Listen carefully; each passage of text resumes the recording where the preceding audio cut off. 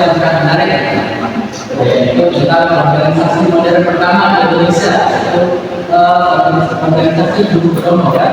Nah, sini kita ada bicaranya yang berfokus nanti kita akan membandingkan dengan organisasi indeks parti. Nah, bersama saya ini akan kita hadir bersama untuk mendiskusikan organisasi dan seperti ini. Kita teman-teman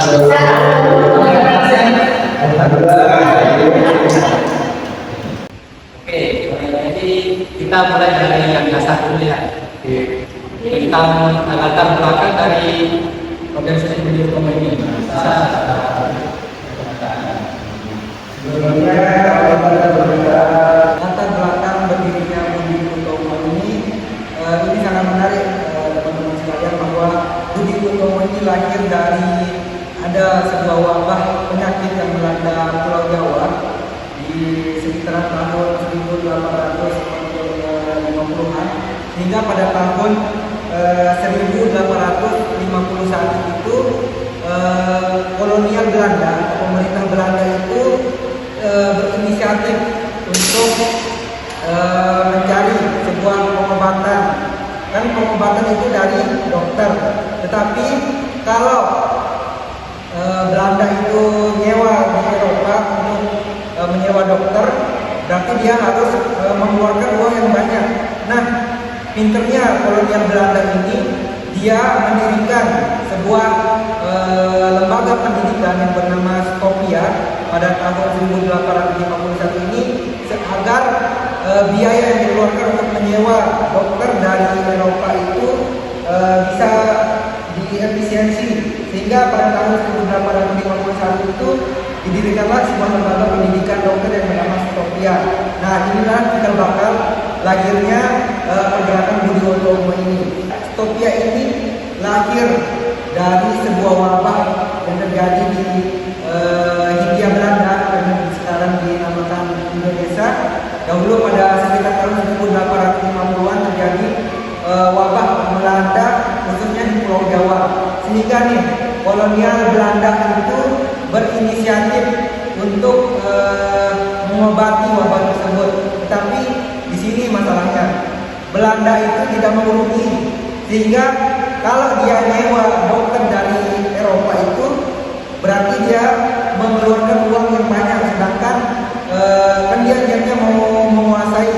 Sehingga di sini pinternya kolonial Belanda di sini, dia adalah mendirikan sebuah lembaga agar bisa dari kaum pribumi itu bersekolah dan menjadi dokter,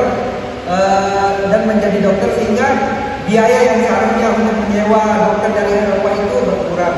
Disinilah politik atau ide dari kolonial Belanda itu sangat tajam sekali, sehingga dari pendirian Skopje ini lahir banyak kaum pribumi yang menjadi dokter dan intelektual, sehingga mempunyai jiwa nasional, sehingga berkaitan dengan berdirinya Budi Utomo ini. Mungkin itu latar belakang dari berdirinya Budi Utomo ini pada tahun 1908. Oke, tadi itu latar belakang dari. Tadi kan kita juga akan membandingkannya kan dengan organisasi indeks parti. Nah, dalam riset kalian ini, perbandingan yang menarik antara ideologi dari organisasi Budi Utomo dengan indeks parti bisa dijelaskan. Baik, sini pertanyaannya sangat bagus sekali ya mengenai perbedaan ideologi dari antara kedua organisasi tersebut. Jadi perbedaan ideologi keduanya itu sangat kontras. Nah, bisa kita lihat dari Budi Utomo, yang dimana Budi Utomo itu mengusung ideologi reformis, elitis dan gradualis. Jadi reformis elitis yang dimaksud di situ adalah kelompok atau elit yang memiliki kekuasaan atau pengaruh dari organisasi tersebut. Jadi fokusnya pada modernisasi dan pembangunan bangsa melalui jalur organisasi yang resmi. Jadi organisasi yang resmi itu adalah diakui oleh kolonial Belanda pada saat itu. Nah, di organisasi ini juga menekankan pada pendidikan, budaya, kesenian, dan juga kesejahteraan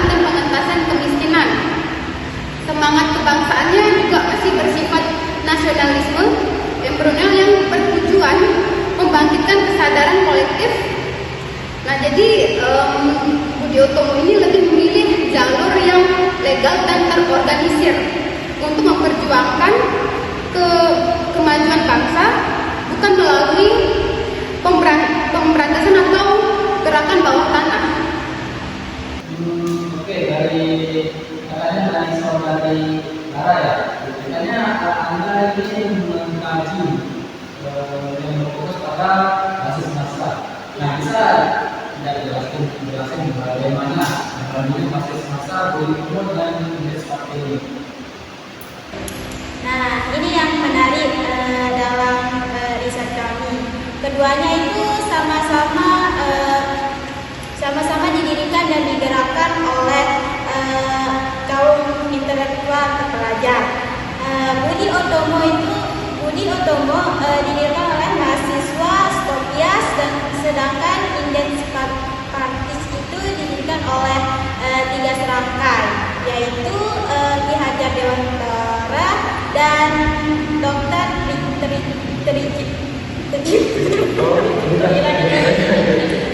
Yang kedua itu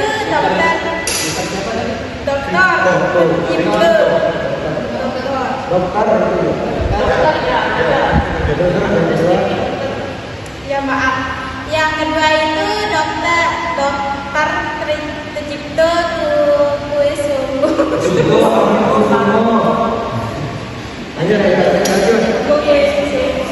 Yang kedua itu Dokter Tricipto Kusumo. Yang ketiga yaitu Does Becker.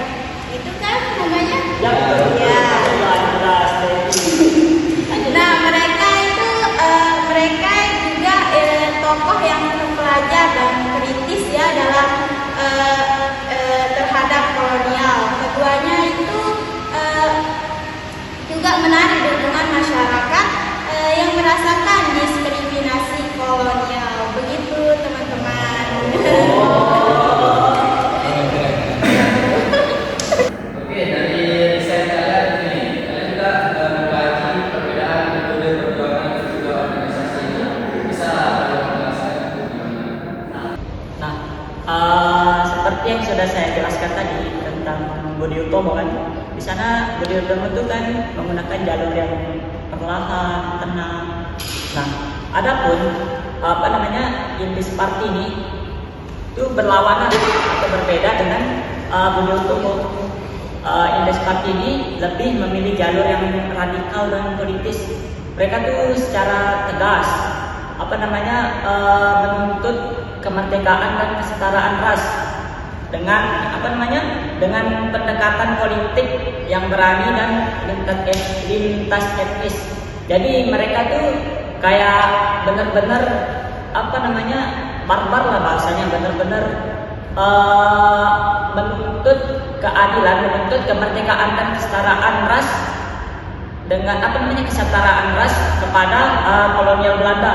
Jadi pada saat itu tuh kayak mungkin pelopor atau pendiri indeks parti ini kayak bukan sih muak bahasanya, kayak pengen berbeda dari Budi Utomo gitu. Kayak Budi Utomo kan yang perlahan melawan, yang ini kayak terang-terangan gitu, kayak benar-benar dari dua sisi menyerang gitu. Gitu mungkin ya, itu salah satu bisa jadi salah satu tujuan indeks parti ini didirikan gitu. Jadi mereka tuh kayak benar-benar menuntut kemerdekaan dan kesetaraan ras. Dan cara mereka tuh dengan tulisan-tulisan tajam. Jadi dia tuh menggunakan tulisan-tulisan tajam dan propaganda politik sebagai alat perjuangan. Jadi mungkin mereka tuh kayak memanas-manaskan dari segi politik yang ada pada saat itu. Jadi dia memanas-manaskan, itu cara strateginya dia, strategi dari organisasi indeks parti ini. Sekian. Jadi itu perbedaan secara dapat kita simpulkan lah. Budi Utomo itu yang slow, yang tenang, yang secara perlahan lah. Adapun indeks parti ini kayak benar-benar pengen menuntut kemerdekaan dengan cara itu dan propaganda politik dan lain sebagainya lah, kayak sudah di titik yang pengen memberontak. Itu aja sih. Itu Apa kan- yang sama? Itu kan perbedaannya. Kalau Ya. kesamaannya itu apa aja?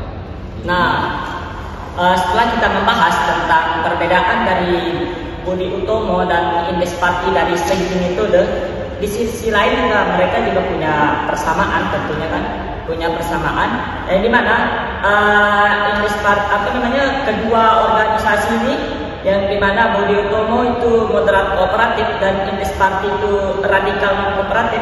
Jadi keduanya tuh menggunakan kedua organisasi ini menggunakan metode organisasi modern sebagai wadah perjuangan, tidak lagi kedesaan, tidak lagi tidak lagi ada dua lah yang dapat saya artikan dari perkataan ini, kayak dia tuh menggunakan metode modern dan tidak ketinggalan zaman lagi, tidak ketinggalan zaman lah. Itu pemahaman saya yang pertama. Kalau pemahaman saya yang kedua itu kayak dia tidak lagi berjuang yang per daerah gitu. Ya benar-benar perjuangan nasional jadinya. Nah itu pemahaman saya yang kedua. Jadi mungkin itu benar-benar penafsiran yang saya dapatkan lah. Jadi dari segi metodenya dia sudah modern, tidak lagi tertinggal zaman, dan pemahaman kedua tuh dia benar-benar tidak berjuang per daerah gitu, per desa atau per wilayah dan tidak. Jadi mereka itu benar-benar berjuang sama-sama, berjuang dengan satu tujuan yang sama, yang awalnya per daerah itu jadinya gabung untuk mencapai tujuan yang sama, yaitu merdeka dan melengsarkan atau memenangkan kalau pemerintahan kolonial Belanda pada saat itu. Oke, ini kan soal perjuangannya. Kalau soal perjuangan pasti ada tantangannya. Sebelum ke pertanyaan selanjutnya tadi, ada persamaan lain juga. Ada lagi. Jadi kedua organisasi ini itu dibangun atau dipimpin oleh kaum terpelajar dengan kesadaran politik yang tinggi.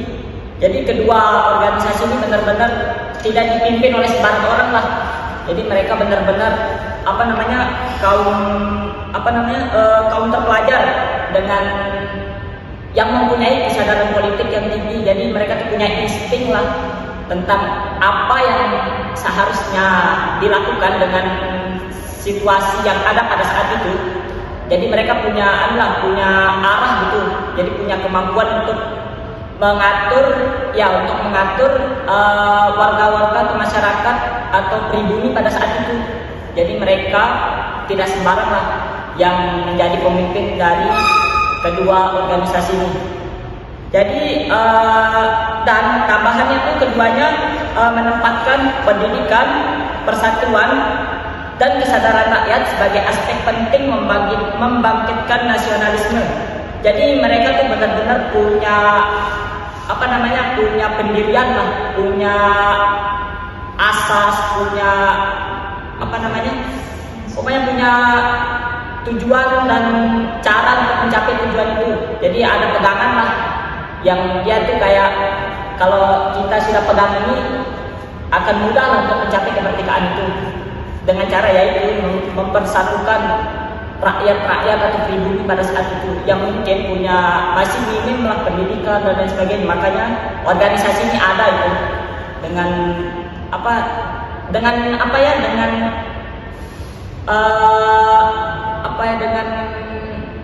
pokoknya ada harapan lah situ, dengan harapan ada perubahan dari segi pengetahuan pribumi pada saat itu, biar mereka tuh tahu gitu kalau apa yang dilakukan oleh Belanda itu ternyata sangat tidak etis lah.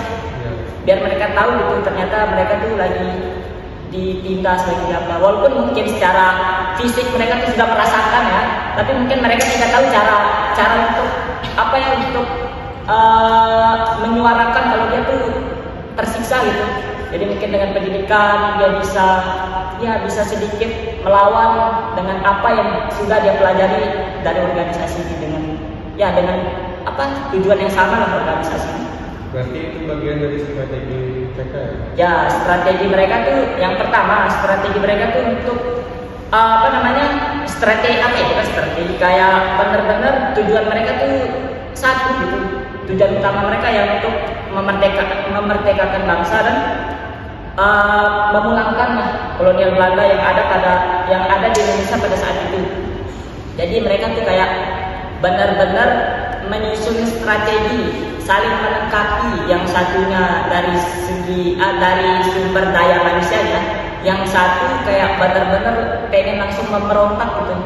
Jadi mereka kayak saling melengkapi lah gitu. Bangsa itu apakah ada bagaimana? Menurut saya sih meskipun mereka menghadapi keterbatasan, warisan Budi Utomo ini sangat besar dan berpengaruh. Mereka ini berhasil menjadi organisasi